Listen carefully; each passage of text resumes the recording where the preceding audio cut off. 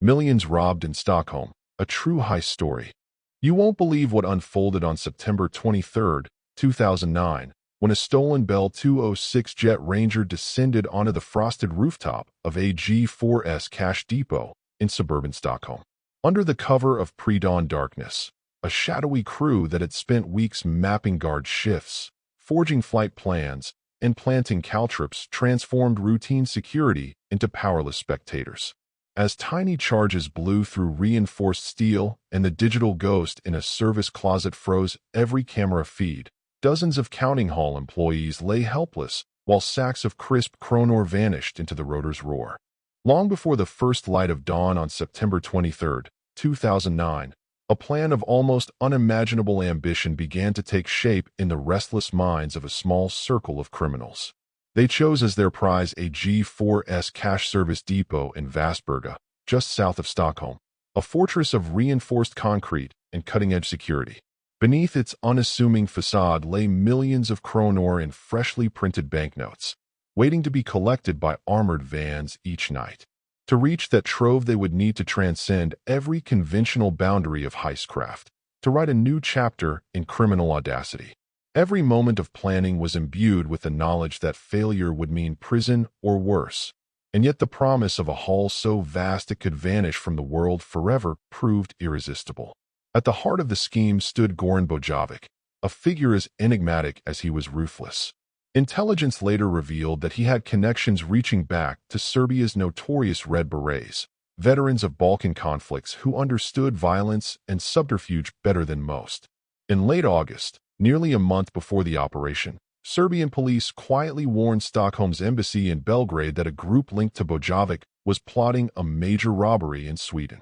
That warning, it would emerge, never reached the operational commanders charged with safeguarding the depot, setting the stage for a catastrophe in plain sight.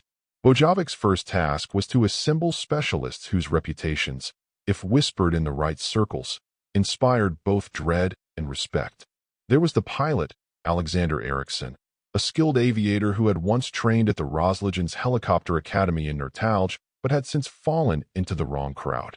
There was the explosives expert whose gentle manner belied a deep familiarity with tiny charges capable of blasting through reinforced steel.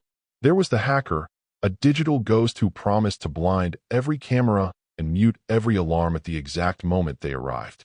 And there was the driver, whose knowledge of Stockholm's hidden lanes and service tunnels would prove indispensable when the time came to vanish into the night. Each recruit was vetted over cups of strong coffee in dimly lit cafes, where code phrases replaced real names, and every glance was watched for signs of treachery. Watching the G4S depot was a study in patience and precision. For weeks, the crew took shifts casing the building under cover of darkness, trailing armored vans that snaked through Västberga's quiet streets. They memorized guard rotations, noting the exact moments when two officers paced the perimeter and when a lone security guard took his mid-shift break.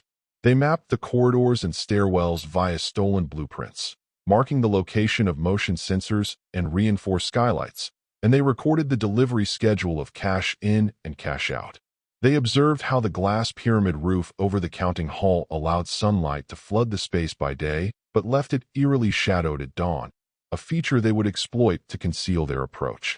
Every detail was committed to memory, every weakness cataloged, until the fortress seemed less inviolable and more a puzzle waiting to be solved. Their chosen means of entry was as audacious as it was precise. A Bell 206 Jet Ranger helicopter would serve as their Trojan horse, touching down directly on the depot's rooftop at first light. To secure this vessel, they turned their sights on the Roslagens helicopter base in Norrtälje, 30 kilometers north of the city. On a moonless night, two crew members infiltrated the hangar, bypassing alarms and slipping past inattentive guards. Within minutes, they had hotwired the Bell 206, its rotors whisper quiet in the still air. They flew it back to a secluded field for inspection and to stash it until the moment of truth, confirming every dial and gauge with the same care a surgeon demands of a scalpel. With the helicopter secured, attention turned to denying the police any hope of aerial pursuit. Along the ring roads that encircled Västberga, they scattered hundreds of caltrops, spiked devices designed to shred tires the instant law enforcement vehicles attempted pursuit. Under cover of a late-night rain, they deployed the spikes with gloved hands, slipping them beneath the streetlights like seeds sowed for chaos. Even as patrol cars would screech to a halt on shredded tires, the depot's rooftop heist would unfold above their heads. To ensure that the ground remained as paralyzed as the sky, they planted convincing decoy bombs at the Mittenj police helicopter base on Varmdo Island. Hidden within satchel packs that could easily be mistaken for genuine explosive devices, each wired to a timer set to detonate harmlessly after police had swept the hangar. A single credible threat was enough to keep helicopters grounded, and once those birds of prey were rendered useless, the Bell 206 would reign supreme, both vessel and getaway driver. Stockholm's underworld supply network proved invaluable in gathering the tools of the raid. Custom-made sledgehammers sat wrapped in oilskin to mask their origins. Small explosive charges were cached in innocuous parcels, and radios were modified to operate on police frequencies. The hacker acquired burner phones and a portable terminal capable of intercepting security feeds, while the locksmith prepared stethoscopes and high-torque drills that could gnaw through bolts as though they were butter. Every piece of equipment moved through safe houses in thick duffel bags, traded from one courier to another in the back rooms of shuttered shops. As the date approached, stolen identities were forged with as much care as the bombs. The cruise driver obtained vendor passes that allowed access to loading bays, complete with uniforms replicating those of G4S contractors. The locksmith carried a replica keycard that would open the depot's side door, and the hacker sported a badge claiming affiliation with an IT maintenance firm. Practice sessions in abandoned warehouses saw them rehearse the precise choreography of entry and exit, timing each step against synchronized watches that ticked down to zero with merciless accuracy. In the final hours, each member retreated to a separate safe house to go through their checklist one last time. The pilot examined every bolt on the helicopter, ensuring that no fault would betray them in midair. The hacker ran a final simulation of the camera looping software he would unleash, timing the blackout of feeds to the second. The explosives expert packed his charges into pouches that fit inside his jacket, each tagged with a number corresponding to a specific security door. The driver charted escape routes through service tunnels and backstreets, preparing alternate plans in case the first lane of retreat was compromised. When the night of September 22nd arrived, the city slept unaware of the storm about to break over its skyline.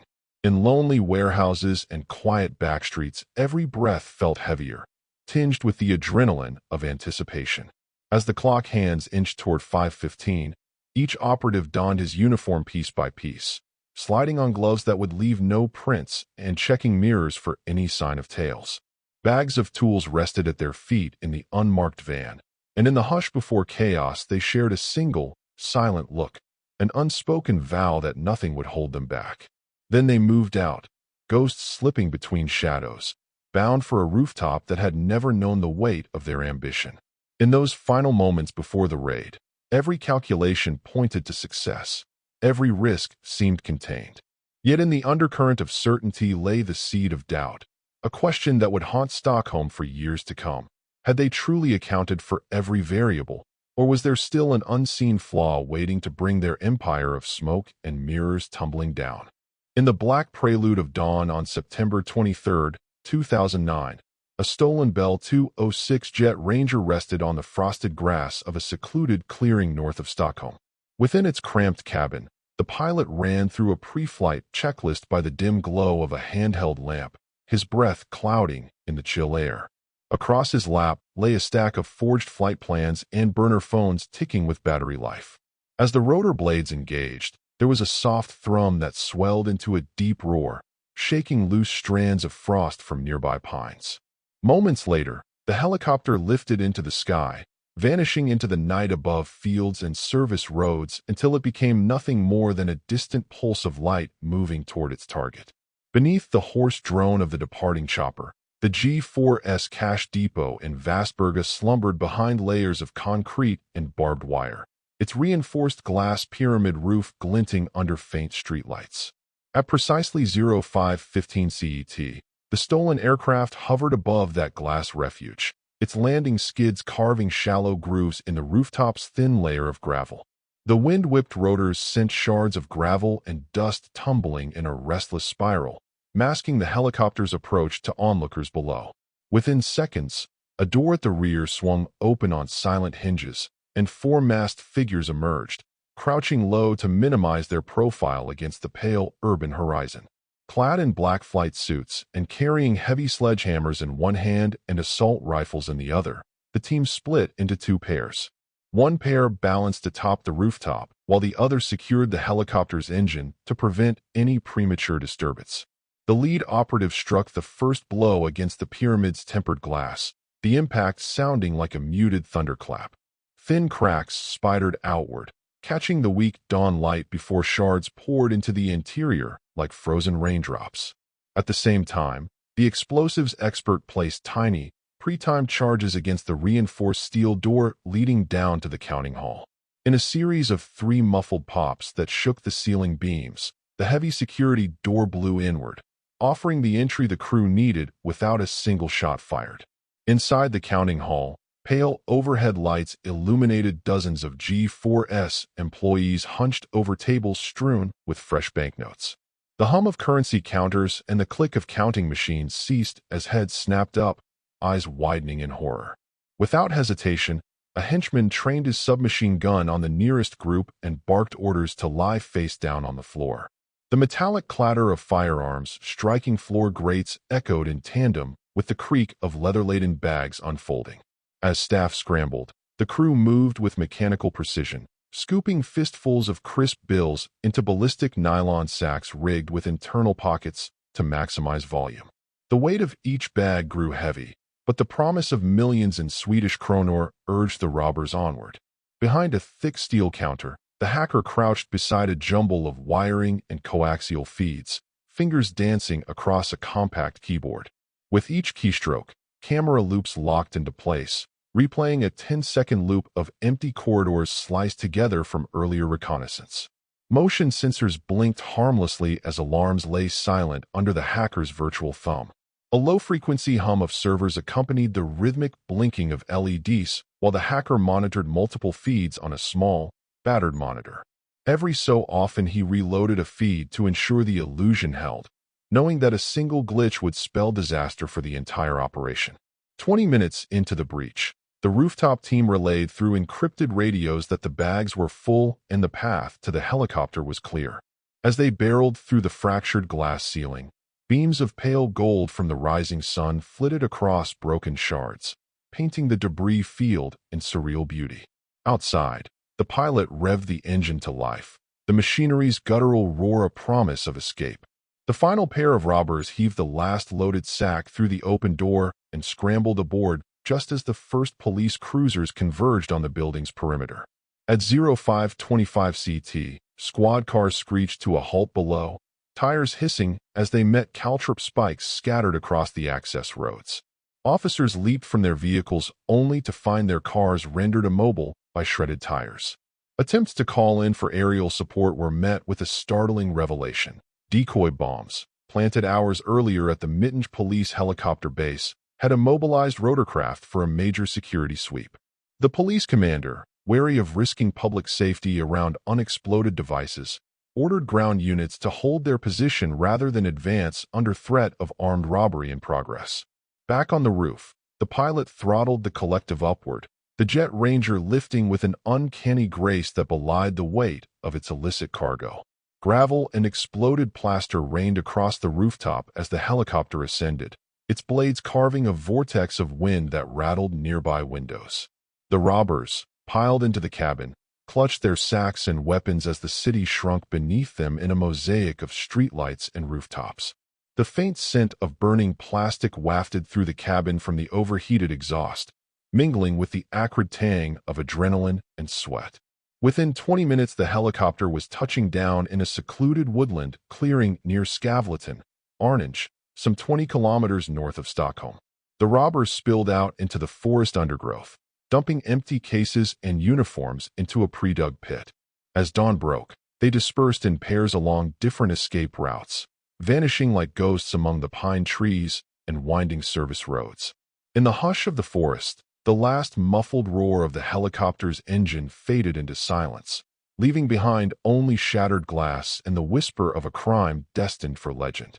By 08:15 CET, local residents reported a deserted helicopter abandoned beside a gravel path, its rotors still and its paint flecked with morning dew.